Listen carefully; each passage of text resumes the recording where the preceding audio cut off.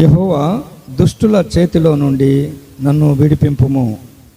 బలాత్కారము చేయువారి చేతిలో పడకుండా నన్ను కాపాడుము. పాము నాలుక వలె వారు తమ నాలుకలు వాడి చేయుదురు, వారి పెదవుల క్రింద సర్పవిషమున్నది. గర్విష్ఠుని తాళ్లను చాటుగా వడ్డి ఉన్నారు, వారు త్రోవ పక్కను వలపరిచి ఉన్నారు, నన్ను పట్టుకొనుటకై కుచ్చలనొగ్గి ఉన్నారు. ప్రభు అయిన యెహోవా నా రక్షణ దుర్గము, యుద్ధ దినమున నీవు నా తలను కాయుదువు. నన్ను చుట్టుకొని వారు తల ఎత్తిన ఎడల వారి పెదవుల చేటు వారిని ముంచునుగాక. అందరం చదువుదామా? నిశ్చయముగా నీతిమంతులు నీ నామమునకు కృతజ్ఞతాస్తుతులు చెల్లించెదరు, యథార్థవంతులు నీ సన్నిధిని నివసించెదరు. ఇక్కడ దావీదు దైవజనుడు వ్రాసిన ఈ కీర్తన ఎంత శ్రేష్టమైనదో. దేవుని బిడ్డలారా, ఈ కీర్తన చదువుతుంటే ఒక ఎవరికి చెప్పుకోలేని ఒక గొప్ప ప్రార్థన దావీదు చేసినట్లు చూస్తాం కదా. దావీదు ఈ కీర్తన రాసే ముందు అసలు దావీదు ఎలాంటి వాడు అని మనం చూస్తే బైబిల్ గ్రంథంలో వ్రాయబడింది, దావీదు దేవుని హృదయానుసారుడు. దావీదు గురించి బైబిల్లో వ్రాయబడింది, సౌలు 1000 కొలది, దావీదు 10,000 కొలది అంటారు. చూడండి, మరొక మాట కూడా చూద్దాం దావీదు గారి గురించి బైబిల్ గ్రంథంలో. ఆయన ఎలాంటి వాడు అంటే 2 సమూయేలు గ్రంథం 17వ అధ్యాయము 8, అలాగే 10వ వచనం కూడా చదువుతాము. 1 సమూయేలు గ్రంథం 16వ అధ్యాయము, 1 సమూయేలు గ్రంథం 16వ అధ్యాయం 18వ వచనం. చాలు ఇవన్నీ దావీదు గురించి మంచి సాక్ష్యం దేవుడు రాయించాడు. అతను చెప్పుకున్న మాటలు కావు కదా. సౌలుకి వేరే వాళ్ళు తన సైన్యంలో ఉన్నవారు, ఆయన బహుశూరుడు, యుద్ధశాలి, నేర్పరి, రూపిసియు అయి ఉన్నాడంటారు. అక్కడ 2 సమూయేలు గ్రంథంలో కూడా చూస్తే అబ్షాలోముకి చెప్తారు, మీ నాన్న ఎలాంటి వాడు తెలుసా, సింహపు గుండె లాంటి గుండె కలిగిన వారు సహితం అతన్ని చూస్తే భయం నొందుతారు, దిగులు నొందుతారు అంటారు. ఆయన బహుశూరుడు అంటారు. ఇలాంటి గొప్ప దైవజనుడు, ఇంత గొప్ప యుద్ధవీరుడు సౌలు 1000 కొలది చంపితే దావీదు 10,000 కొలది చంపిన ఇలాంటి దైవజనుడు ఒక దీనత్వంతో కూడిన ఎవరికి చెప్పుకోలేని ఒక ప్రార్థన. ఎలాంటి ప్రార్థన చేస్తున్నారు తెలుసా? ఈ కీర్తనలో మీరు చూస్తే 4 రకాలైన మనుషుల గురించి కోట్ చేశాడు దైవజనుడు. ఇంత గొప్ప యుద్ధశాలి వీళ్ళని చంపలేడా, వీళ్ళని ఎదురించలేడా?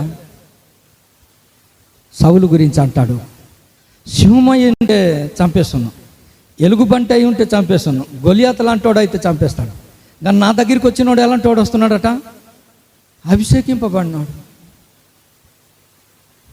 దేవుని బిడ్డలారా, మన జీవితాల్లో దావీదు మనకు మాదిరి. ఈ పరిచర్య జీవితంలో, ఈ ఆత్మీయ పోరాటంలో, ఈ జీవన విధానంలో దుష్టుడు మన మీదకి మనల్ని ఎదుర్కోవడానికి ఎంచుకున్న మార్గం ఏంటంటే మనలో ఒకరిని అలా ఏర్పాటు చేసుకుంటూ పరిచర్యను ఆపేస్తున్నాడు, నీ ఆత్మీయ ఎదుగుదలను ఆపేస్తున్నాడు, దేవునిలో నీ ఆశీర్వాదాన్ని ఆపేస్తున్నాడు. లోకంలో మీరు చూడండి, దేవుని ప్రజలు, దేవుని సేవించేవారు మౌనమైపోతున్నారు. ఇక్కడ మనం చూస్తే 4 రకాలైన వ్యక్తులు. నంబర్ 1 ఎవరంటే దుష్టులు. నంబర్ 2 కోట్ చేస్తున్నాడు, నంబర్ 2 1వ వచనంలో బలాత్కారము చేయువారు. నంబర్ 3 4వ వచనంలో చూస్తే భక్తిహీనులు. నంబర్ 4 5వ వచనంలో ఉంది గర్విష్ఠులు. తన రాజ్యంలోనే ఉన్నారు, తన కుటుంబంలోనే ఉన్నారు, తన సేవలోనే ఉన్నారు. దేవునికి తప్ప మొరపెట్టడం తప్ప ఏం చేయలేని పరిస్థితి. మన జీవితాల్లో కూడా మన జీవితాల్లో ఇలాంటి పరిస్థితులు మనకు కూడా ఎదురవుతాయి. ఎందుకంటే దావీదుని దాడి చేసిన దుష్టుడు నిన్ను నన్ను కూడా దాడి చేస్తాడు. దుష్టులు అన్ని కాలంలో ఉన్నారు. అందుకే అతడు దుష్టుని సంబంధి అని యేసుప్రభు చెప్పాడు. దుష్టుని యొక్క సంబంధులు ఎవరెవరో యోహాను శిష్యులు అందరూ చెప్పారు. బైబిల్ గ్రంథంలో ఉంటుంది. వీళ్ళ యొక్క క్యారెక్టర్ బైబిల్లో చాలా ఉన్నాయి. ఒక 4 క్యారెక్టర్ ఇక్కడ దేవుడు కోట్ చేయించాడు. అందులో వాళ్ళ లక్షణాలు ఎలాగుంటాయి, ఈరోజు ఆ లక్షణాలు మనలో ఉండకూడదు. ఆరాధించే నీ జీవితంలో, నా జీవితంలో దుష్టుడు ఎంచుకున్న ఈ మార్గాల్లో నువ్వు ఒక వ్యక్తిగా, ఒక ఏజెంట్గా నీ జీవితంలో నువ్వు ఉండడానికి వీల్లేదు. ఇక్కడ అంటాడు, ఈ దుష్టులు ఎలాంటి వారు తెలుసా? చూడండి, 2వ వచనంలో చెప్తున్నాడు, వారు తమ హృదయములలో అపాయకరమైన ఆలోచన. ఎంత భయంకరమైన ఆలోచనలు తెలుసా దుష్టుని యొక్క. అందుకే అంటాడు, దుష్టుని ఆలోచన చొప్పున నడొద్దు. దుష్టుడు చాలా ప్రమాదకారి. ఆ త్రోవలో నడిచిన సలోమన్ లాంటి జ్ఞానులైనా, సంసోన్ లాంటి బలవంతులైనా సరే కూలిపోతారు. దుష్టుని ఆలోచన ఎంత అపాయకరమైంది తెలుసా? మహాజ్ఞాని అయిన సలోమోనుకు సైతం పడిపోయాడు. గొప్ప బలవంతుడైన సంసోను కూడా పడిపోయాడు. అందుకే దేవుని బిడ్డలారా, మన జీవితాల్లో దుష్టుని ఆలోచన, నీ జీవితంలో దుష్టుని ఆలోచనలకు చోటు ఉండకూడదు. అందుకే ఒకానొక స్థితిలో అహితోపేలు గురించి దావీదు ప్రార్థన చేస్తాడు. ఏమంటాడు తెలుసా? ప్రభువా, అహితోపేలు యొక్క దేన్ని చెడగొట్టమంటాడు? ఆలోచనలు. ఎందుకంటే అహితోపేలు యొక్క ఆలోచనలు, దేవుని ఆలోచన, అహితోపేలు యొక్క ఆలోచన 2 పెడితే 2 ఈక్వల్. అది అబ్షలోము అనుకుంటాడు, దావీదు అనుకుంటాడు, దేశ ప్రజలందరూ అనుకుంటారు. కానీ ఒక స్టేజ్లో సాతాను ఏజెంట్గా మారిపోతాడు అహితోపేలు. అహితోపేలు యొక్క ఆలోచన ఇంప్లిమెంట్ అయిందా, దావీదు ఎగిరిపోతాడు అక్కడ. అంతే. ప్రార్థన చేస్తాడు, ప్రభువా, అహితోపేలు యొక్క ఆలోచనను చెడగొట్టు. దుష్టుడు నీ కుటుంబం విషయంలో, నీ జీవితంలో, నీ సేవలో ఇలాంటి ఆలోచనల ద్వారా చెడగొట్టడానికి చాలా ప్రయత్నాలు చేస్తూ ఉంటాడు. నువ్వు ఒక మంచి ప్రార్థన పరుడుగాను ఉండాలి. దావీదు ప్రార్థన చేస్తున్నాడు. అంత మాత్రమే కాదు, వారి యొక్క ఆలోచన విధానాలు కాదు. 2వది చూడండి, 2వ లైన్లో ఏమని ఉందంటే, 2వ వచనం 2వ లైన్, వారు నిత్య యుద్ధము రేపజూస్తారు. ఈ బలత్కారులు ఎలాంటి వాళ్ళు తెలుసా? అవకాశం దొరికితే గొడవే. లోకంలో చూడండి, ఈ దినాల్లో వారి యొక్క లక్షణం, గొడవలు ప్రయత్నం చేస్తున్నారంటే దుష్టుని సంబంధి. బలత్కారుల గురించి బైబిల్లో వ్రాయబడింది. ఆదికాండం 6వ అధ్యాయంలో చూస్తే భూమి అందంతటా ఎలాంటి వాళ్ళు ఉన్నారట? 5-6 వచనాలు చూడండి. 6వ అధ్యాయము 11వ వచనం చదవండాక, బలత్కారం. అందుకే ఆ దినాల్లో దేవుని ప్రజలు లేరు. ఆ దినాల్లో దేవుని ప్రజలు లేరు. కారణం ఏంటి తెలుసా? బలత్కారం. దేవునిలో బ్రతకకుండా, దేవునితో నడవకుండా, దేవుని సేవ జరగకుండా బలత్కారం జరుగుతుంది. కష్టపడి పనిచేసి దేవునిలో ఒకరిని నిలబెడుతుంటే దుష్టుడు లాక్కెళ్ళిపోతున్నాడు. అంతే. యేసు ప్రభు తన సేవ జీవితంలో, 3.5 సేవ జీవితంలో ఒక 12 మందిని సంపాదిస్తే ఒకరిని లాక్కెళ్ళిపోయాడు. అంతే. బలత్కారులు. అందుకే యోబు కూడా ఒక మాట అంటాడు. చూడండి, యోబు గ్రంథము, యోబు కూడా ఒక మాట అంటాడు. 19వ అధ్యాయం 7వ వచనం. 19వ అధ్యాయం 7వ వచనం, నా మీద బలత్కారము జరుగుచున్నది. అరే, భూమి అన్నంతటా దేవుడు ఎంచుకున్న ఒక మంచి దైవజనుడు యోబు. సాతానుతోనే సవాలు విసరడానికి ఎవరైనా భూమి మీద దేవుని పక్షాన ఉన్నాడంటే యోబు వంటి మనుషుడిని మీరు చూశారా అన్నాడు. అలాంటి దైవజనుడు అంటాడు, నా మీద నేను ప్రభువులో నిలబడకుండా, నా కుటుంబం ప్రభువులో సంతోషించకుండా, నేను ప్రభుకి సేవ చేయకుండా బలాత్కారం జరుగుతుంది. అందుకే అలాంటి వ్యక్తుల విషయంలో దేవుడు ఒక మాట అంటాడు. చూడండి, ఒక మాట ఏమంటాడంటే అలాంటి వారి గురించి కీర్తనల గ్రంథము 11వ అధ్యాయం 5వ వచనం. 11వ అధ్యాయము, యెహోవా నీతిమంతులను పరిశీలించును, దుష్టులను బలాత్కారాసక్తులను. దేవుని బిడ్డ, ఈరోజు దేవుని సంఘంలో దేవుని ఆరాధించడానికి వచ్చిన నీ జీవితంలో ఈ 2 లక్షణాలు ఉండడానికి వీల్లేదు. ఇది దుష్టునికి సంబంధించినవి. దుష్టులను బలాత్కారాసక్తులు. ఎంత ఆశ వాళ్ళకి, ఒకరి ఆత్మీయతను చెరిపేయడం వాళ్ళకి ఆశ, అంతే. ఒకరి భక్తిని పూర్తిగా చెరిపేయడం వారికి ఆశ, అంతే. దేవుని బిడ్డలారా, మన జీవితంలో బలాత్కారులు. యేసు ప్రభు యూదా ఇస్కరియోతును ఎంత జాగ్రత్తగా ఉంచినా లక్కెళ్ళిపోయాడు, అంతే. లాస్ట్కి అతను చనిపోయినంత వరకు అతన్ని విడిచిపెట్టలేదు. అర్థమైందా? అందుకే దుష్టులు బలాత్కారాసక్తులు యెహోవాకు ఎలాంటి వారట? అసహ్యులు.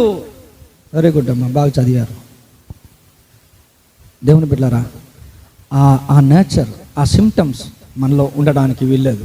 తర్వాత భక్తిహీనుల గురించి రాశాడు 4వ వచనం కదా. ఆ 3వ వచనంలో ఏమని వ్రాయబడింది? మరొక లక్షణం చెప్తాడు. కీర్తనలు 140వ అధ్యాయము, పాము నాలుక వలె. అక్కడ మరొక లక్షణం కూడా. ఇది ఎలాంటిది తెలుసా? ఇది పాముకి 2 నాలుకలు ఉంటాయి కదా, ఇటొకటి అటొకటి, ఇటొకటి అటొకటి, రెండుగా ఉంటుంది. కొంతమంది చూడండి, ఇటు తగిలించేస్తారు, అటు తగిలించేస్తారు. దేవుని బిడ్డలారా, మన జీవితాల్లో అవి ఉండడానికి వీల్లేదు. ఎందుకు తెలుసా? పాము యొక్క స్వభావం చాలా ప్రమాదకరమైంది. దేవుని తోటలో, దేవుని చేత నిర్మింపబడిన తోటలో ప్రశాంతంగా ఉన్న ఆదాము అవ్వాలని వారి మధ్యకి పాము వచ్చి ఏం చేసింది తెలుసా? ఇది నిజమా? అరే, నిన్ను ప్రేమించిన దేవుడు, నిన్ను పుట్టించిన దేవుడు, నీకు మంచి ఆహార పదార్థాలని ఇస్తున్న దేవుడు విషయంలో అపనమ్మకం కలిగించాడే దుష్టుడు. అది పాము స్వభావం. అంతవరకు ఎంత ఇష్టమున్నా ఈరోజు నీకు ఇష్టం లేకుండా చేశాడు దుష్టుడు. పాము స్వభావం అర్థమవుతుందా? ఇంతవరకు నీ సంఘము, ఇంతవరకు నీ సేవకుడు, ఇంతవరకు నీ ప్రజలు, రక్షణ పొందిన ప్రజలు పరిచర్య ఈరోజు నమ్మకంలే. దేవుని తోటలో ఉంది అవ్వ, దేవుని తోటలో దేవుడు అనుగ్రహించిన ఫలాలు అనుభవిస్తుంది. పాము ఎంటర్ అయ్యేసరికి అన్నీ అబద్ధమే అనుకుంటుంది. దేవుడు అబద్ధమే, దేవుని తోట అబద్ధమే. ఇది నిజమా అంటే దాని అర్థం ఏంటి? అబద్ధమనే కదా. చూడండి, చాలామందిలో చూడండి, ఈ స్వభావము మనలో రావడానికి వీల్లేదు. దేవుని బిడ్డలారా, దేవుని ప్రేమిస్తున్న నీ జీవితం, యోబు గారు ఒక మాట అంటాడు, ఒక తీర్మానం. ఈరోజు ఆరాధన చేస్తున్న మన జీవితాల్లో కూడా అలాంటి తీర్మానం ఉండాలి. చూడండి, యోబు గ్రంథం అతను ఒక మంచి మాట అంటాడు. 13వ అధ్యాయము, దేవుని గురించి యోబు తీసుకున్న ఒక మాట. నన్ను చంపేసినా పర్వాలే, నేను మాత్రం అతన్నే కనిపెట్టుకొని ఉంటాను, అతనితోనే ఉంటాను, అతనితోనే నా జీవితం. ఎంత మంచిది. జాన్ అతను ఇంటర్మీడియట్ ఫెయిల్ అయిపోయినప్పుడు అతన్ని విజిట్ చేయడానికి నేను వెళ్ళాను. నేను పాస్టర్ గారు మేము వెళ్ళాం. అతను అన్న ఒక మంచి మాట నన్ను ఎంతో ఆకట్టుకుంది. పాస్టర్ గారు, ఇప్పటి వరకు నా జీవితంలో నాకంటూ సాక్ష్యం ఏముంది? మా అమ్మ నాన్నగారు వాళ్ళు రక్షణ పొందారు, వాళ్ళు ఇచ్చే సాక్ష్యంతోనే బ్రతుకుతున్నాను. కానీ ఇక నుండి నేను ప్రభు కొరకు బ్రతుకుతాను, నా సాక్ష్య జీవితంతో నేను బ్రతుకుతాననే ఒక తీర్మానంలో నేను ఉన్నానన్న. దేవుడు అప్పుడే తన్ను జ్ఞాపకం చేసుకున్నాడు. ఆ రోజు నేను చెప్పాను, మన మధ్యనే ఉన్నాడు జాన్. ఇప్పటికీ ఆ మాట తనకు ఆశీర్వాదకరంగా, తన జీవితాంతం ఆ మాట దేవుడు ఆశీర్వాదకరంగానే స్థిరపరుస్తాడు. రీసెంట్గా అతని గురించి నాకు వచ్చిన ఒక దర్శనంలో దేవుడు అతన్ని ఎంతగానో ఆశీర్వదిస్తున్నట్టు నా జీవితంలో నేను చూడగలిగాను. ఖచ్చితంగా తన జీవితం ఎంతో దీవెనకరంగా ఉంటుంది. మీరు చూడండి, ఈరోజు నేను పుల్పిట్ నుండి చెప్తున్నాను. దేవుని బిడ్డలారా, నా పాము వలె అది మనకు క్షేమం కాదు. దుష్టునికి సంబంధించిన, బలత్కారులకి సంబంధించిన, తర్వాత భక్తిహీనులకి సంబంధించిన లక్షణాలు మనలో ఉండడానికి వీల్లేదు. దేవుని బిడ్డలారా చూడండి, భక్తిహీనుల గురించి ఏమంటాడు? వాళ్ళు ఎలాంటి వారట? 140వ కీర్తనల గ్రంథం 140 చాలా చక్కటి మాట దేవుడు అందించాడు ఇక్కడ. 140వ కీర్తన 4వ వచనం. దావీదు అంటున్నాడు, అన్ని కాపాడుము కాపాడుము కాపాడు. చాలా ప్రమాదకరమైన వాళ్ళు వీళ్ళు. దుష్టులు చాలా ప్రమాదకరమైన వాళ్ళు, బలత్కారులు చాలా ప్రమాదకరమైన వాళ్ళు, భక్తిహీనులు, భక్తిహీనత, ఏదో రక్తహీనత ఉంటారు కదా కొంతమంది, రక్తహీనత లాగే ఈ భక్తిహీనత. ఆ రక్తము అతను బ్రతకడానికి సరిపోనప్పుడు ఇతనికి ఏ జబ్బు ఉందంటే రక్తహీనత జబ్బు ఉంది అంటాడు. అలాగే భక్తి హీనత కలిగిన వాళ్ళు, వీళ్ళు ఎలాంటి వాళ్ళు తెలుసా? ఎంత ప్రమాదకరమైన వాళ్ళు తెలుసా? దేవుడు వాళ్ళ గురించి ఒక రాసి పెట్టాడు. చూడండి, దావీదు లాంటి గొప్ప దైవజనుల్ని ఏం చేస్తున్నారట వీళ్ళు? చూడండి, ఆ 4వ వచనంలోని లాస్ట్ లైన్, నేను అడుగు జారి పడునట్లు చేయుటకు. ఆయన ఏదో దేవుని కొరకు చాలా జాగ్రత్తగా, లోకంలో ఎన్నో కష్టాలు, ఒక్కొక్క అడుగు దేవునిలో వేసుకుంటూ వెళ్తుంటే అతను కాలు పట్టి ఈడు లాగేస్తున్నాడు.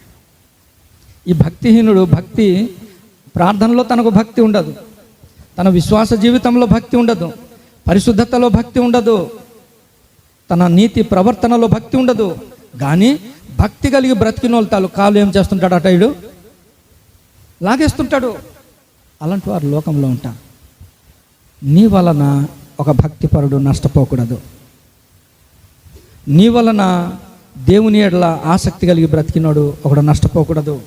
చూడండి, ఆదికాండంలో నాకు నచ్చిన ఒక మాట, మంచి మాట పరిశుద్ధాత్మ దేవుడు రాశాడు.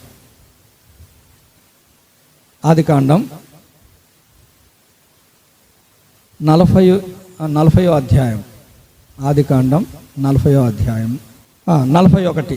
ఇక్కడ ఫరోకి ఒక కల వస్తుంది, మీరు చదవండి. 41వ అధ్యాయము 17వ వచనం. ఇక్కడ చూడండి, బలమైనవి బలిసినవి 7 ఆవులు ప్రశాంతంగా అవి బ్రతుకుతున్నాయి. ఎవరికి నష్టం చేసేవి కావాలి. ఏటి ఒడ్డున ప్రశాంతంగా అవి మేస్తున్నాయి, ఎవరికి నష్టపరచట్లే. చాలా ఆరోగ్యంగా, అందంగా, బలమైనవిగా ఉన్నాయి. దేవుని బిడ్డలారా, నీ జీవితంలో కూడా ఈ లక్షణాలు ఉంటే ఖచ్చితంగా దేవుని దృష్టిలో నువ్వు బలంగా, అందంగా, చాలా నెమ్మదిగానే బ్రతుకుతుంటావు. కానీ బలహీనత ఎంత ప్రమాదకరమైందో చూడండి. తర్వాత చదవండి. ఇదిగో ఈ రక్తహీనత లాగా ఈ భక్తిహీనత బ్యాచ్ ఒకటి ఇక్కడ తయారై ఉంది. చదవండి అక్క. అవి బతకవు, బతికినోడిని బతకనివో. భక్తిహీనత నీ జీవితంలో ఒకరు ఆత్మీయ క్షేమాభివృద్ధి లేకుండా అయిపోతున్నారంటే నువ్వు భక్తిపరుడుగా లేవు. నీకు తెలియకుండానే వస్తుంది. దేవునికి చాలా క్లియర్ కనిపిస్తుంది. నీ వల్ల ఒకరు ఆదరింపబడ్డం, నీ వల్ల ఒకరు బలపరచబడ్డం, నీ ద్వారా పరిచర్యలో ప్రోత్సాహపడి దేవుని కొరకు యజమానుడు వాడుకొనుటకు అర్హమైన పాత్రగా నువ్వు తయారైపోతున్నావంటే నువ్వు భక్తిపరుడవు. భక్తిపరుడను ఒకడు ఉండెను, అతను కొర్నేలి. అతని వల్ల ఎంతమంది ప్రయోజకులుగా మారిపోయారు, ఎంతమందికి సువార్త. భక్తిహీనుల మీదకి శాపం వస్తుందని దేవుడు రాశాడు. అందుకే మనలో ఆ లక్షణం ఉండడానికి వీల్లేదు. దావీదు అంటాడు, ప్రభువా అలాంటి వారి నుండి నన్ను కాపాడు. ఎప్పుడైనా ప్రార్థన చేశారా? మనం ప్రార్థన చేయాలి, ప్రభువా అలాంటి వారి నుండి కాపాడుము, అలాంటి హస్తాల్లో మనం పడకూడదు. ఎందుకు తెలుసా? వాళ్ళు కాలు జారుతుందా లేదా అని చూసి లాగేసేవాడు. కొంతమంది చూస్తుంటారు, వాళ్ళు చెయ్యరు, ఎప్పుడు లాగడమే.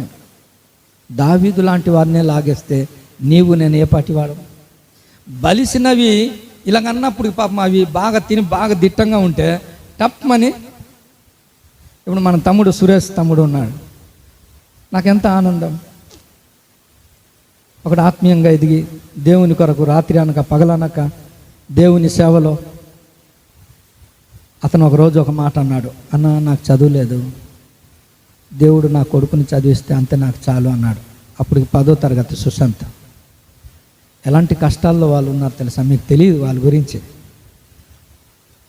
ఆయన సావుకర్లా కనిపిస్తాడు, మేనేజర్లా కనిపిస్తాడు, మంచి మోటుగా ఒక గుమస్తలా కనిపిస్తాడు, కూలి పనోళ్ళలాగా పాగా వేసి ఆ వీడియోలు చూస్తుంటే నాకు గొప్ప ఆనందం వచ్చేసింది. అన్ని పాత్రలు ఉన్నాయి. 10వ తరగతి ఆయన చదివినప్పుడు డ్యూటీ చేసి డ్యూటీలో ఉండి ఉదయం వెళ్ళి ఎగ్జామ్ రాసేవాడు. ఎంత కష్టమైంది. నేను ఆ ఒక్క మాటను బట్టి ప్రార్థన చేశాను, ప్రభువా వాళ్ళ నాన్న యొక్క హృదయంలో ఉన్న కలవరము, ఆందోళన, బాధ ఇది ప్రభువా, తన కుమారుని నువ్వు పాస్ చేయవా. దేవుడు ఖచ్చితంగా తన జీవితాన్ని దేవుడు దీవించాడు. దేవుని బిడ్డలారా, ఒక్కొక్క వ్యక్తిని మనం బలపరుస్తుంటే అది ఆత్మీయత, లేకపోతే భక్తిహీనత. అలాంటి వారి నుండి మనం కాపాడబడ్డానికి మనం ప్రార్థన చేయాలి. అందుకే 4 రకాలైన మనుషులు. మరొకరు ఎవరట? గర్విష్ఠులు. వీళ్ళ గురించి కూడా ఒక మాట రాస్తాడు చూడండి. కీర్తనల గ్రంథం 140వ కీర్తన 5వ వచనం. వీళ్ళేంటట? వల వేస్తుంటారు కదా, వల వేస్తుంటాడు. మీకు స్టోరీలు తెలుసు కదా, పావురం పడడానికి వేటగాడు ఏం చేస్తాడట? మంచి వేసి వల వేసిన వాళ్ళు ఉన్నారు ఈ లోకంలో, ఎన్ని రకాలైన వాళ్ళు కదా. అరే నాకు అనిపించింది, జీవితంలో సేవ చేయడం కష్టమైతే సేవ జరగకుండా వల వేయడం ఎంత దారుణం. ప్రభువా కాపాడంటున్నాడు. ఇలాంటి లక్షణాలు మన జీవితాల్లో ఉండడానికి వీల్లేదు. అయితే మనం దేవుణ్ణి ఎందుకు ఆరాధన చేయాలంటే ఇక్కడ రాస్తాడు, ఇలాంటి అపాయకరమైన మనుషుల మధ్య దేవుని విషయంలో దేవుని ఏ రీతిగా ఎందుకు ఆరాధన చేస్తున్నారో ఇక్కడ రాశాడు చూడండి. 6వ వచనం చూడండి. 6వ వచనం.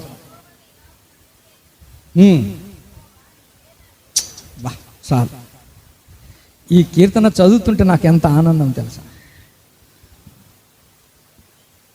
దుష్టులుని ఒకవైపు, బలత్కారులు ఒకవైపు, భక్తిహీనులుని, గర్విష్ఠులు ఒకవైపు. అయితే నీవే నా దేవుడా. ఎందుకు తెలుసా? వీటన్నిటి నుండి నువ్వు కాపాడుతున్నావు ప్రభు. నీవే నా దేవుడు. ఈ దేవుడు ఎలాంటి వాడు తెలుసా?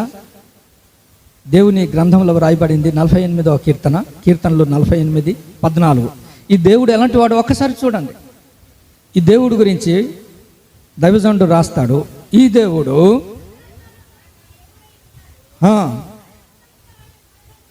ఈ దేవుడు సదాకాలము మనకు దేవుడు, మరణము వరకు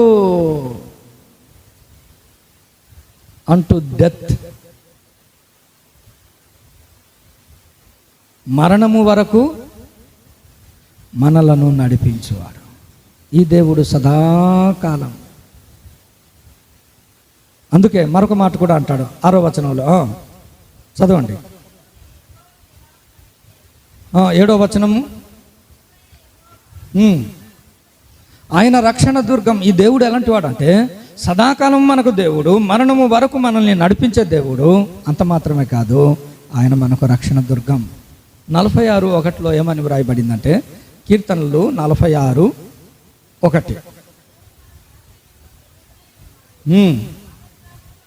అదే, నువ్వు ఆపత్తులో ఉంటే, నువ్వు ఆపత్కాలంలో ఉంటే నీకు సహాయము చేసే దేవుడు, నీకు సహాయం చేసే దేవుడు. ఎన్నో ఆపత్కాలాలు నీకు వస్తున్నాయి తెలుసా. మనకు తెలిసి కొన్ని, మనకు తెలియకుండా ఎన్నో వస్తున్నాయి. అయితే మనకు సహాయం ఆయన చేస్తున్నాడు. అనుదినం బ్రతుకుతున్నాం.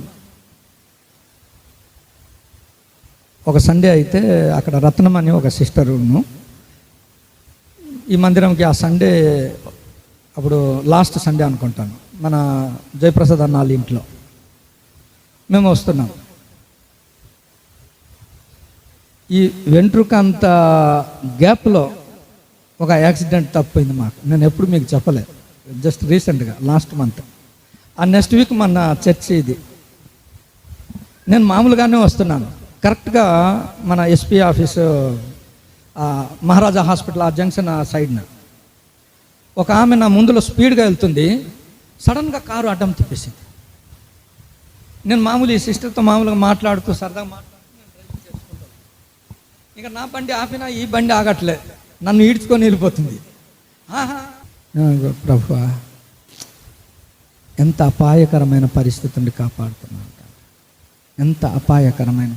మనకు తెలియదు దేవుని బిడ్డలారా, అందుకే మనం ప్రభుని ఆరాధన చేయాలి.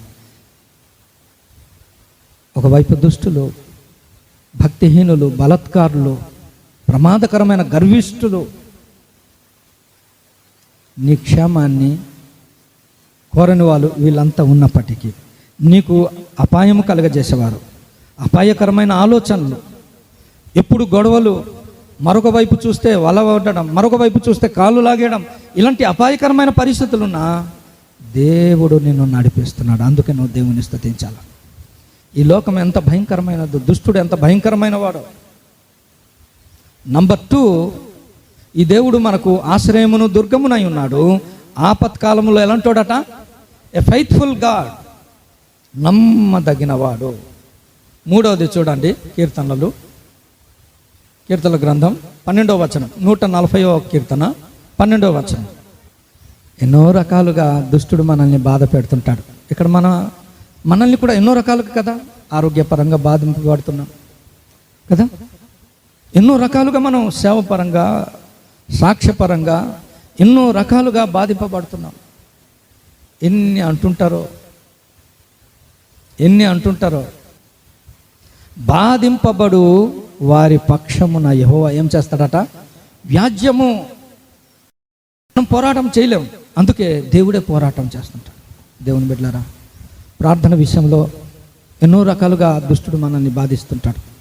విశ్వాస విషయంలో, నీతి ప్రవర్తన విషయంలో, దేవుని ఆజ్ఞల విషయంలో మనం ముందుకు సాగకుండా ఎన్నో రకాలుగా బాధింపబడుతుంటాం. అయితే మన పక్షాన యుద్ధం చేసి ఆత్మీయంగా మనల్ని ముందుకు నడిపించేవాడు దేవుడే. అందుకే మనం ప్రభుని ఆరాధన చేయాలి. ప్రభువా, కొన్నిట్లో నాకు బలం లేదు ప్రభువా, కొన్నిట్లో నేను యుద్ధం చేయలేను ప్రభువా, కొన్నిట్లో నేను దాటలేకపోతున్నాను ప్రభు అంటే యుద్ధమునకు కావలసిన బలాన్ని అనుగ్రహించేవాడు దేవుడే, యుద్ధము నేర్పువాడు దేవుడే, ప్రాకారములను దాటించువాడు దేవుడే. అంత మాత్రమే కాదు, 13వ వచనములో ఏమంట, 12వ వచనం 2వ భాగంలో చూడండి.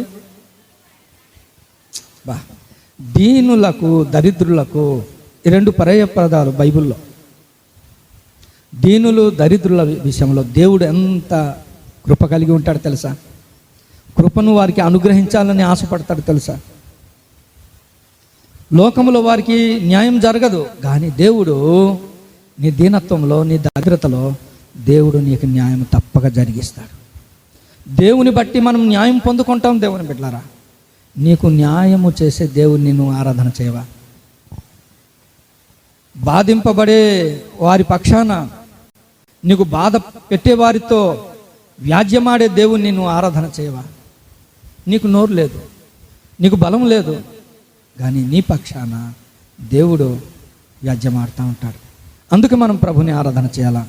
అందుకే అంటాడు, నీతిమంతులు నిశ్చయముగా, ఎవరట దేవుని స్తుతించాలా? నీతిమంతులు నిశ్చయముగా. ఎందుకంటే నీతిమంతుల్ని ఆశీర్వదించేవాడు దేవుడు, నీతిమంతులుగా చేసేవాడు దేవుడే, నీతిమంతుల యొక్క ప్రార్థనకు చెవి ఆలకించేవాడు దేవుడు. నీతిమంతులు ప్రార్థన చేసినప్పుడు ఆయన కనుదృష్టి నీతిమంతుల మీద ఉంటుందని ఇన్ని దీవెనకరమైన మాటలు బైబిల్ గ్రంథంలో ఉంది. నిన్ను నీతిమంతునిగా చేసి నీ ప్రతి నడక, నీ ప్రతి ఆలోచన, నీ ప్రార్థన అన్ని గమనిస్తున్నవాడు దేవుడు. అంటాడు, నీతిమంతుని మార్గము యెహోవాకు తెలియను. నీతిమంతుల సభ, ఇదే సభ అట. నాకు దేవుడిచ్చిన దర్శనం. ఏ సభ కట్టుమన్నాడు? ఈ లోకంలో దుష్టుల సభలు ఉంటాయి, మనకు అనవసరం. నీతిమంతుల సభ అద్భుతమైంది. దేవుని ఎదుట నీతిమంతుడిగా కూర్చోబెడితే నేను పాస్ అయినట్టే. దేవుడు ఒకటే అన్నాడు, నేను వచ్చే లోపల ఇదిగో గాయపడ్డాడు, దొంగల చేత చిక్కబడ్డాడు, నష్టపోయాడు. ఇతను బాగు చేసిన తర్వాత నేను ఇదిగో వస్తాను. నేను వచ్చే లోపల నేను ఎలా బాగు చేయాలో తెలుసా అతనికి? ఈ మనుషులు డాక్టర్లు బాగు చేశాను దెబ్బలు. ఈ లోక సంబంధి అయిన వైద్యుడు ఒక దెబ్బను బాగు చేస్తే బాగు చేయగలడు, కానీ మచ్చపోదు. అదే దేవుడు బాగు చేస్తే ఏం చేస్తాడు తెలుసా? గాయము స్వస్థత అవుతాయి, మచ్చ కూడా లేకుండా చేస్తాడు దేవుడు. అందుకే నీతిమంతులుగా చేసి ఆయన ఎదుట నిలబెట్టుట, ఆ పరిచర్య మనకిచ్చాడు. అందుకే మన జీవితాల్లో దుష్టుల నుండి చెప్పండి, తర్వాత బలాత్కారం చేయు వారిలో నుండి, భక్తిహీనుల నుండి, గర్విష్ఠుల నుండి అనుదినము కాపాడుతూ సంరక్షిస్తూ సదాకాలము నీతో ఉండి, నువ్వు బాధింపబడుతుంటే నీ పక్షమున. ఇప్పుడు చిన్నపిల్లలు ఉంటారు చూడండి, వాళ్ళు ఏడుస్తుంటారు. ఏమమ్మా అంటే అతను కొట్టేశాడంటే ఆ చిన్న పిల్లోడే అతని పక్షాన అనేసి ఈ పెద్దోడికి ఒక దెబ్బ వేసామనుకో, ఆడు ఎంత సరదా అయిపోతాడు. దేవుడు నీ పక్షాన అలాంటివి ఎన్ని చేస్తుంటాడు తెలుసా? ఎందుకు తెలుసా? నువ్వు సరదా అవ్వాలి, నువ్వు సంతోషించాలా, నువ్వు ఆనందించాలా. ఒకరింటికి వెళ్ళాను, భార్యాభర్తలు తీవ్రంగా గొడవపడి లైట్లు కూడా ఆసి పడుకో ఉన్నారు. నేను ఇటు అటు అయ్యి సడన్గా నేను ఎంటర్ అయ్యా నా ఇంటికే. నేను వచ్చేసరికి అన్న తమ్ముడు రా తమ్ముడు అన్నాడు. లైట్ ఆన్ చేశాడు ఒకటి. ఇలా కూర్చున్నాను, నా జీవితం గురించి, నా పరిస్థితి, నా సేవ గురించి నేను సాక్ష్యం ఇస్తే అంతవరకు ఆ సిస్టర్ రాని సిస్టరు టక్ మన లైట్ వేసి వచ్చి, అన్న టీ తాగుతావా అన్న అనేసి వచ్చింది. నేను బయటకు వచ్చేస్తున్నాను. ఆ అన్న ఒక మాట అన్నాడు, తమ్ముడు నా ఇంట్లో ఆరిపోయిన దీపాన్ని వెలిగించి వెళ్ళిపోతున్నావు తమ్ముడు అన్నాడు. ఎంత ఆనందం అనిపించింది తెలుసా? ఒక్క అరగంటే ఉన్నాను. అతను ఇచ్చిన స్టేట్మెంట్, నా ఇంట్లో ఆరిపోయిన దీపాన్ని నువ్వు వెలిగించి వెళ్ళిపోతున్నావు తమ్ముడు అన్నాడు. చాలు నా జీవితంలో. సోకాల్డ్ బిలీవర్, మంచి సేవ దృక్పథం కలిగిన వ్యక్తే, కుటుంబంలో దుష్టుడు నెమ్మది లేకుండా చేసేస్తున్నాడు. బలవంతుల్ని సహితం లాక్కెళ్ళిపోతున్నాడు. ఆయన ఏర్పరచబడిన వారిని సహితము లాక్కెళ్ళిపోతున్నాడు. ఎంతో దేవుని ప్రేమతో నింపబడి తీవ్రత కలిగిన వారు సైతము చల్లారిపోయే పరిస్థితులు చేస్తున్నాడు దుష్టుడు. అయితే అలాంటి వారి నుండి కాపాడుతున్న దేవుణ్ణి మనం ఆరాధన చేద్దాం. అట్టి కృప దేవుడు మనకు దయచేయును గాక. ఆమేన్.